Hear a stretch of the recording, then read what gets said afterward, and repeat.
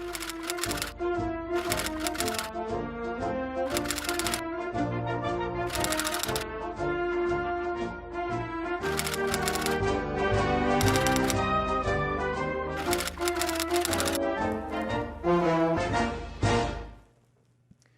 evening. Welcome to Chasing the Facts. I'm Sam Chase, your host, and with us this evening is Chelmsford's Town Manager, Paul Cohen. How are you, Paul? Great, thanks for having me. It's been, I think, about a year since I've had you on the show, actually, so timing is good because we're just about wrapping up the calendar year, and I think it's a good opportunity to talk about what's happened over the past year and, you know, some of the ups and downs that we've faced as a town, and obviously everything is framed within the context of COVID-19, which I think we can safely say probably has thrown a monkey wrench into a lot of operations, municipal operations, state operations, and so forth. So we started the year, and COVID really started to become an issue.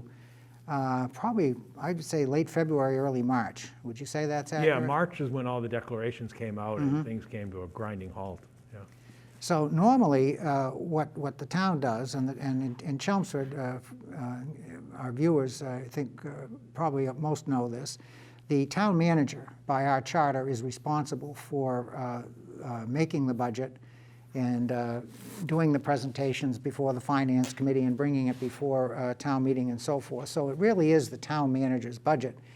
And you have to rely on a number of things being relatively constant in order for you to put forth a reasonable budget document. So tell us a little bit about how the COVID situation impacted the budgeting for fiscal 21 and some of the things that you had to do in terms of adjustments and so on and so forth.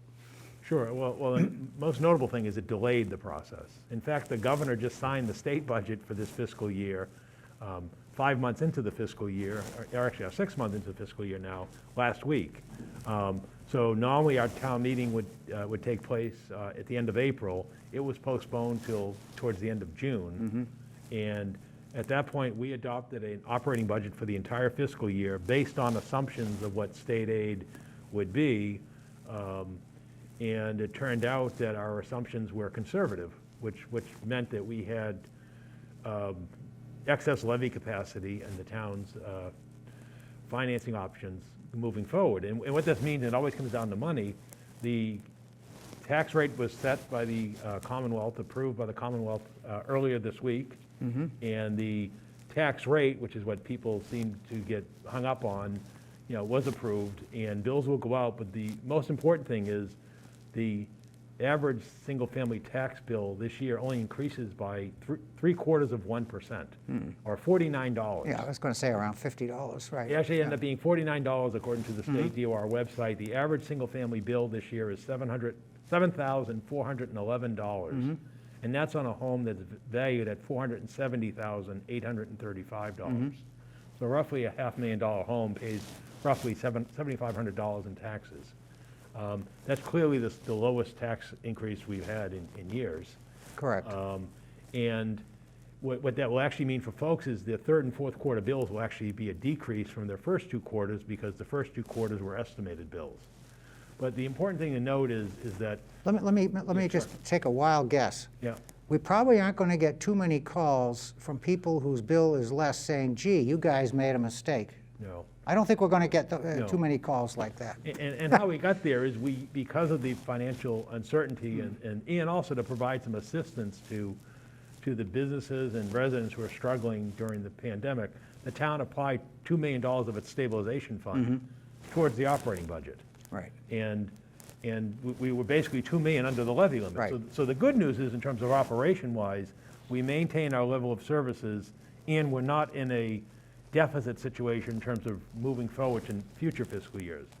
What that would mean in future fiscal years, though, is when you stop applying that $2 million of savings, your tax rate and your tax bill will increase, because now you've sort of given a one-time reprieve, but yet your process moving forward continues.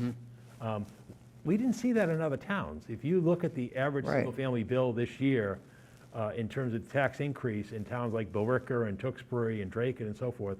That's not what transpired. So Chelmsford was rather unique in this area about using some of its savings to provide assistance going forward.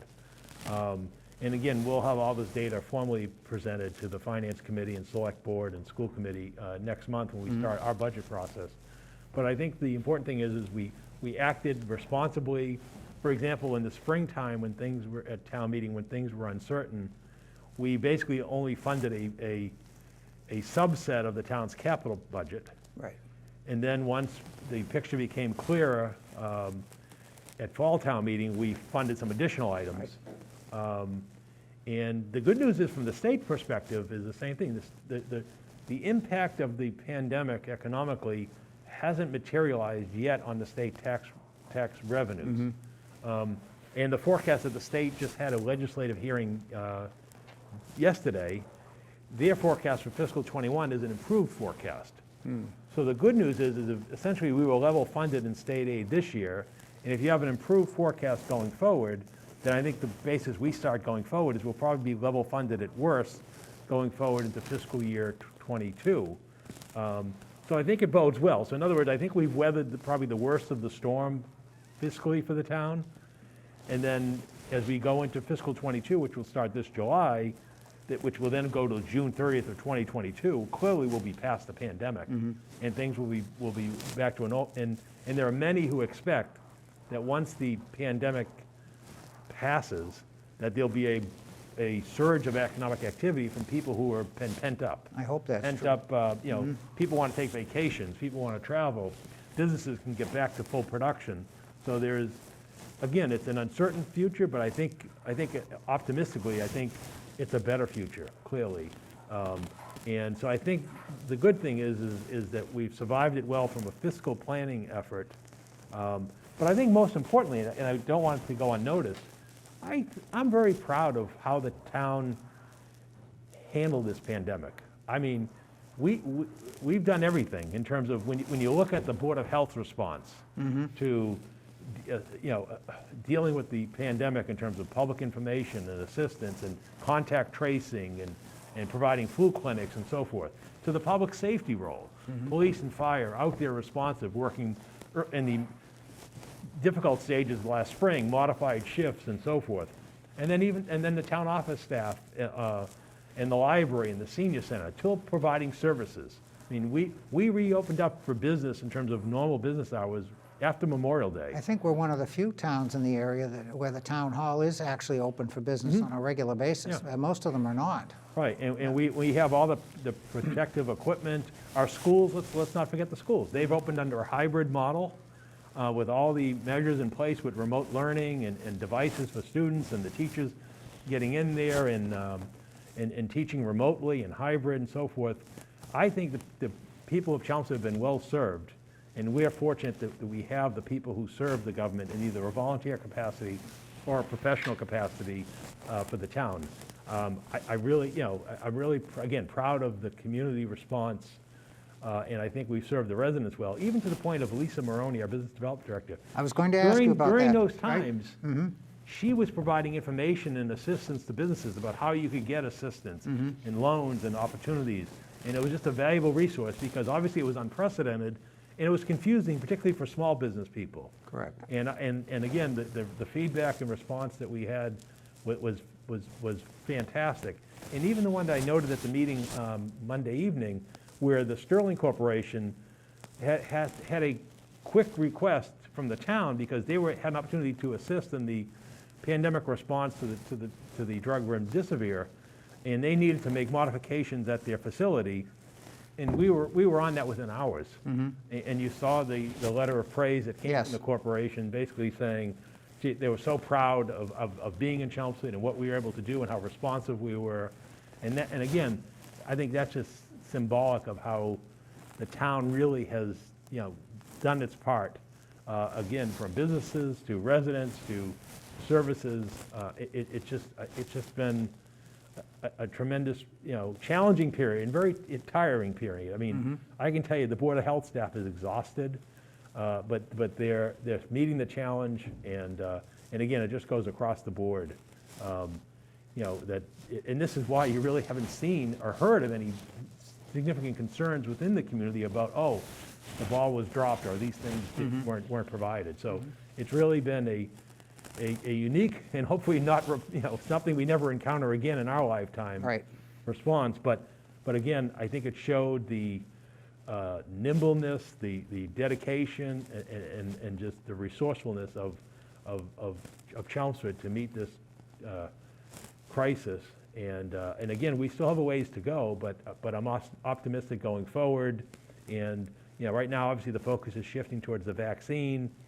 It hasn't become clear how the local government becomes involved in the distribution of the vaccine. It won't be in the initial phases, obviously. That's going to healthcare workers and so forth. But when it comes towards the general public, we know that the Board of Health and others will be there to assist the public. It's really been a trying time for us, but a real, I think when we all look back at it, it'll be memorable, but I think people will be proud of again, how they performed and how the community performed. I certainly hope so. And you bring up an excellent point.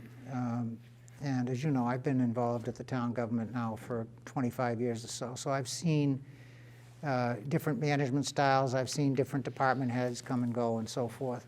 But I have to say, in the last several years, under your management and leadership, to me, it's all about attitude.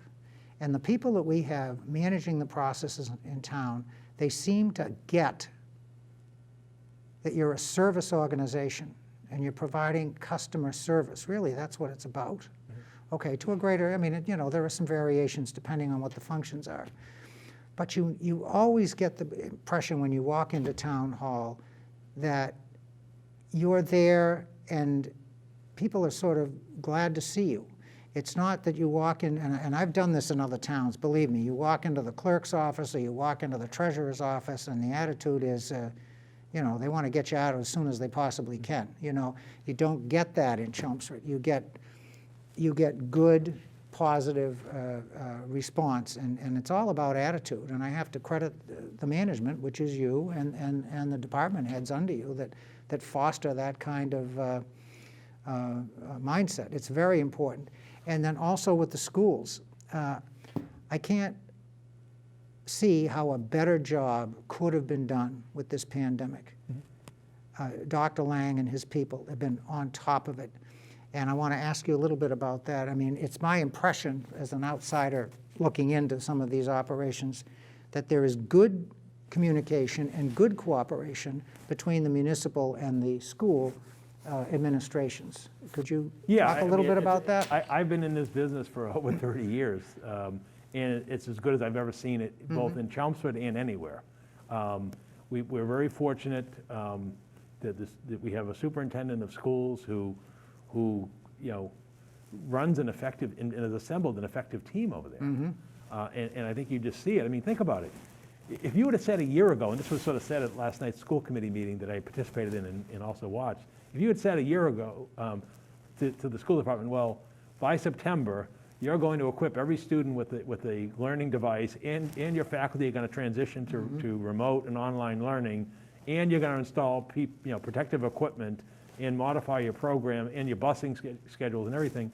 I mean, people would have said, this is going to be fraught with peril.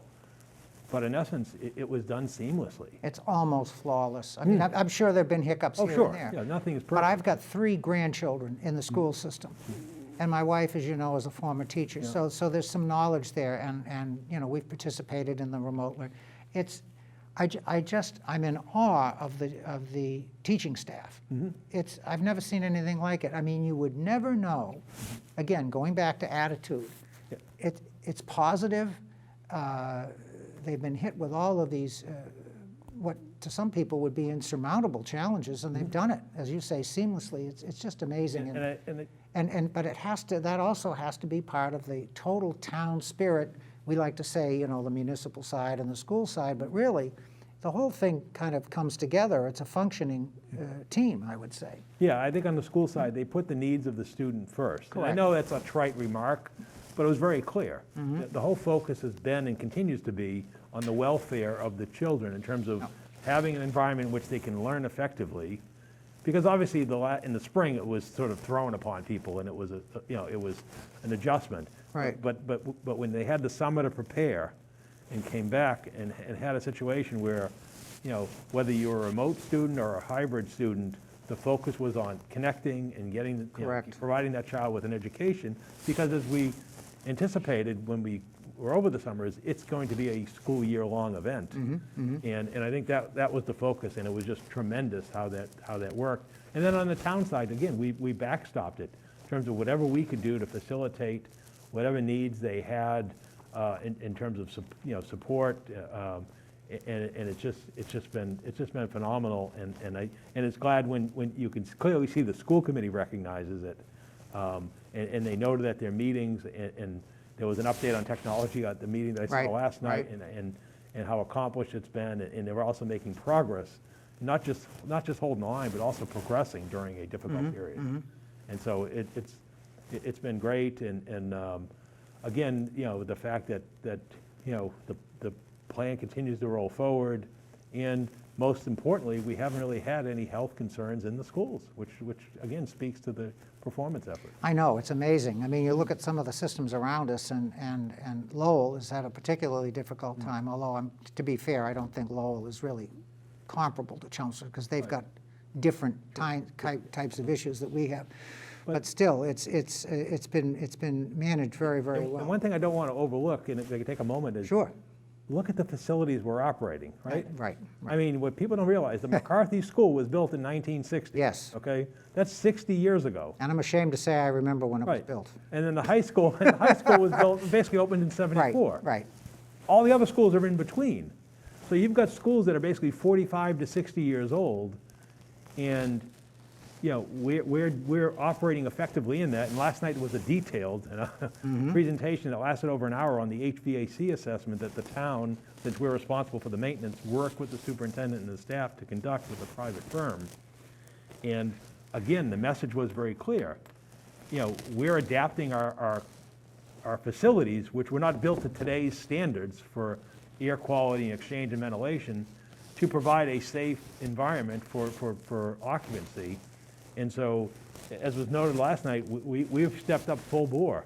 We've got people in the schools daily responding to issues that arise, and we're going to go to town meeting and make the capital investment for a long term.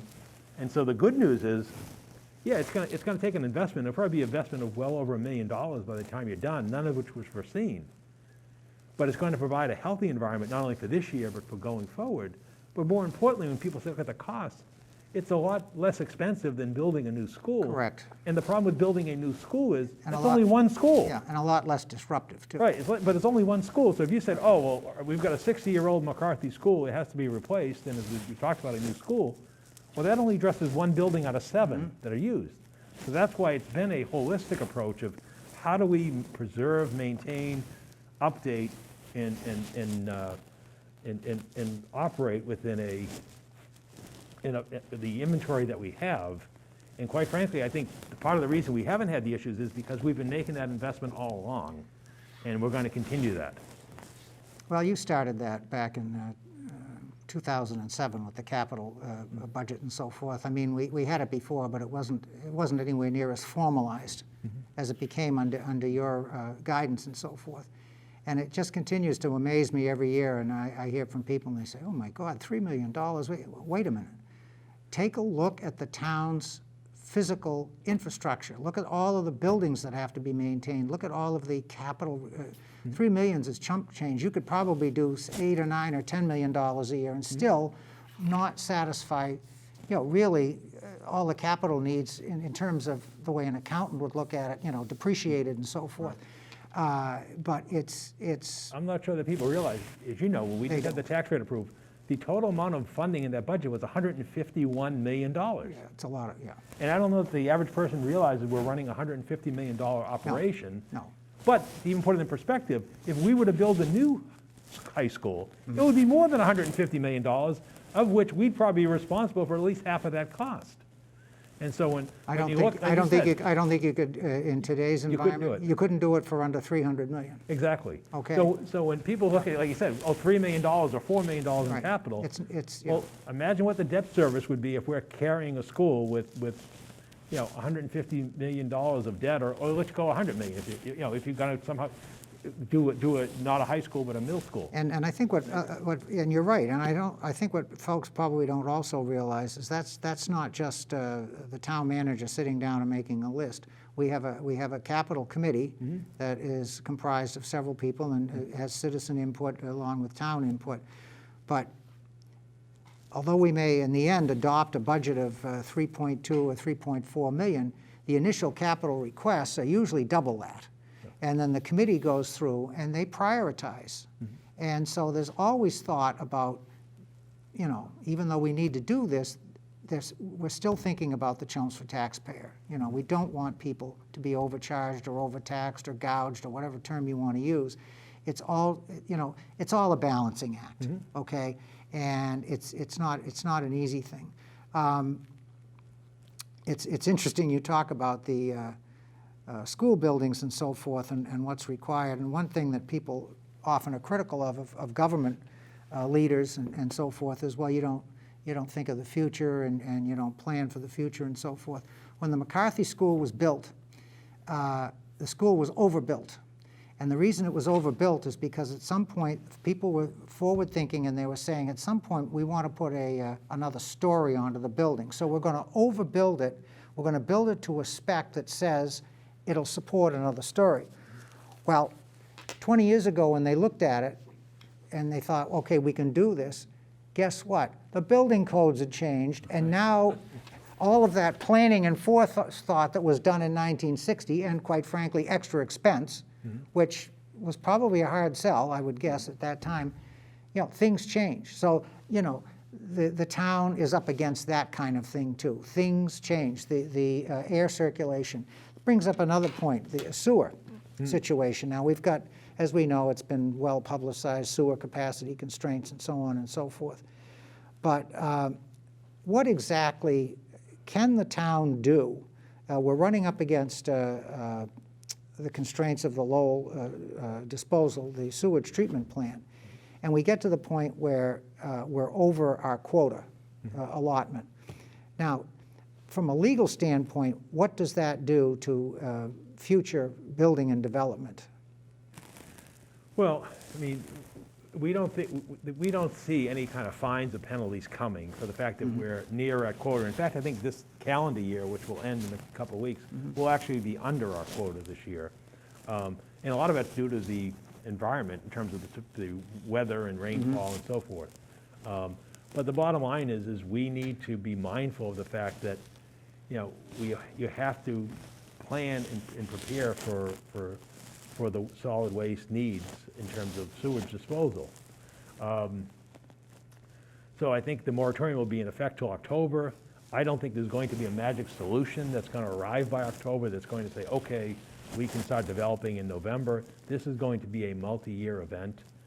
The interesting thing is this wasn't unforeseen. Right. Back in 2002, when the town meeting adopted the special legislation and adopted a moratorium and went to the legislature for the special act that created the sewer capacity fee, it was foreseen that the town would not be able to sewer the entire town with its current allocation from the city of Lowell's wastewater plant. And in fact, the town had sold capacity to Tingsboro after they had offered it to Westford. I think what's puzzling, and again, this was before my arrival.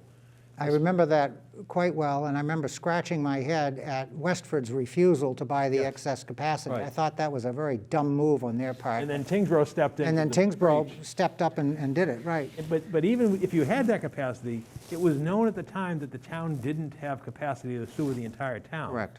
But yet the town continued to sewer the entire town, including the outlying areas. So it wasn't as though this was a shock, because it wasn't a shock. It had been known for almost 20 years that there was going to be a shelf life of the current capacity. What ended up happening was things were rather static from the end of the sewer construction process at the 2010 period to about 2017. you know, and you were on the assessors and in town at the time, yeah, you were building a handful of homes during Right. the year. You know, there really wasn't a lot of activity. And then what happened was it became a unprecedented and right now not existing bubble, I guess for lack of a better word, of multifamily housing development.